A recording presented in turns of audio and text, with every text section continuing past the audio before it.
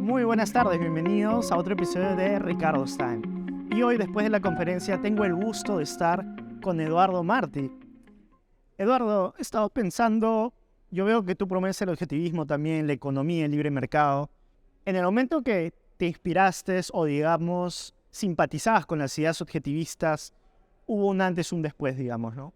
¿Recuerdas esa conversación o ese momento en el que, empezaste a encontrar respuestas y hubo, digamos, una transformación? Transformarte de un homínido, de un mono que vive en los árboles con actitud salvaje, depredadora, como vos decís, en un ser humano racional, honorable y que se comunica y se relaciona con los demás en términos de respeto, es un proceso de aprendizaje.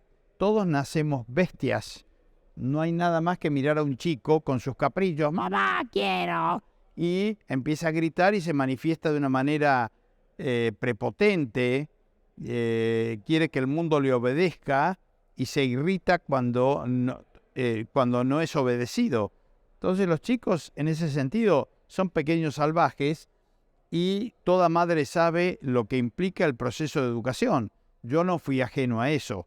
Era muy buena persona y tenía una casa que parecía Disneyland, porque mis padres eran buenísimos, gente culta, gente inteligente, que trataba a sus hijos con enorme cariño y amor.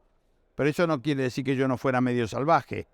Entonces, le robaba los lápices a mi compañero de escuela, que era un italiano que tenía una caja de lápices Faber, y yo tenía una cartuchera con lápices viejos heredados de mi hermana.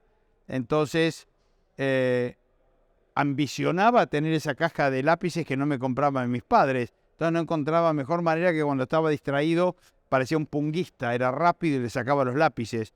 Y después de 2 meses el pobre italiano, que era mi compañero de banco, tenía su caja toda desmantelada. Hasta que un día vino la maestra y dijo, che, ¿qué está pasando acá con los lápices? ¿Alguien le está sacando los lápices a Guido? Y yo me sentí tan acusado y tan culpable que a partir de ese momento todos los días llevaba un lápiz de los robados y lo dejaba cerca de donde él estaba y Guido decía, uy, apareció un lápiz. Y poco a poco fue otra vez llenándose la caja de lápices y sostuvo, milagro, milagro, los lápices desaparecen y aparecen. Pero yo era consciente de que yo era un ladrón ya y sentía la culpabilidad. ¿Y cuál fue la transformación ahí que dijiste, no, esto no está bien? No está bien, pero al mismo tiempo mi impulso de obedecer el sentimiento y el deseo todavía no estaba controlado. Entonces seguí robando. Después le robaba las monedas a un compañero que me invitaba a ver televisión a su casa. Tenía un cajón lleno de monedas y cuando él se iba a preparar el chocolate caliente, yo abría el cajón y me guardaba monedas y compraba figuritas. ¿Sabés lo que son las figuritas? Para pegar, tipo el mundial, eso. Eso. Hasta que un día el mismo compañero dice, che, este cajón se está vaciando. Yo le había robado la mitad de las monedas. Entonces, ¿qué hice? Como mi madre era muy generosa y dejaba su cartera abierta para que sacáramos dinero si necesitábamos, sacaba dinero, lo cambiaba en monedas y poco a poco volvía a llenar el cajón de mi compañero de escuela.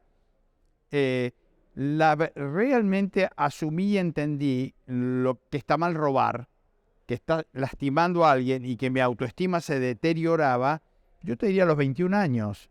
Hasta los 21 años algunas fechorías seguía haciendo.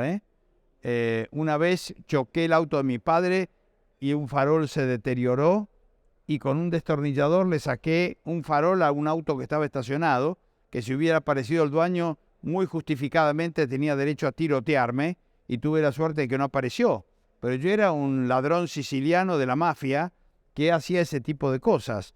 Concientizar que eso está mal, que estás lastimando a otro y que no es una conducta correcta me llevó tiempo.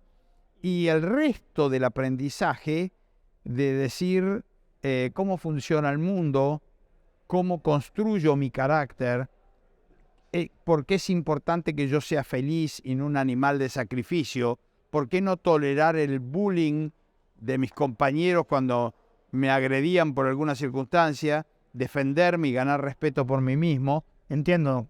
Como lo comenté en la conferencia, en mi discurso, también pasé un poco por eso, ¿no? Te costó darte cuenta porque uno quiere pertenecer. Si yo te pregunto por qué querías pertenecer. Porque pensé que la prioridad eran otros. Y tenías miedo de quedarte solo. Hasta que asumís el valor de decir, me quedo solo, so what? No necesariamente es mal. Puedo sobrevivir solo, eso te fortalece.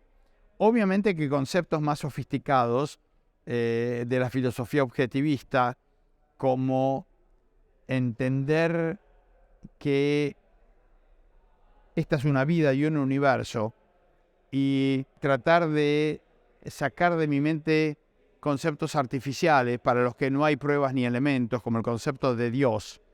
Una vez Manfred Schieder, que era un austríaco que vivía en Buenos Aires, discutiendo conmigo, yo le decía, pero yo soy creyente, voy a misa, creo en Dios, soy bautizado, tomé la comunión, y él me dijo, Eduardo, ¿qué es el universo? Y yo le dije, el universo es todo lo que existe. Me dijo, ¿Dios existe, Eduardo? Yo le dije, claro que existe.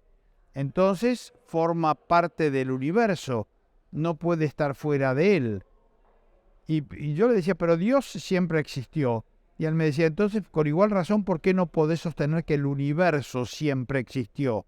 Y si vos sostenés que Dios creó el universo, ¿quién creó al Dios en cuestión?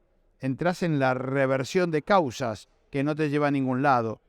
Por eso el objetivismo puede ser compatible con el deísmo, la idea de que Dios fue un arquitecto que creó el mundo y después se relajó y te dio libre albedrío, pero no con el teísmo, que se mete en tu vida diaria y te dice cómo tenés que pensar cada domingo, y especialmente con la ética del altruismo, ¿no?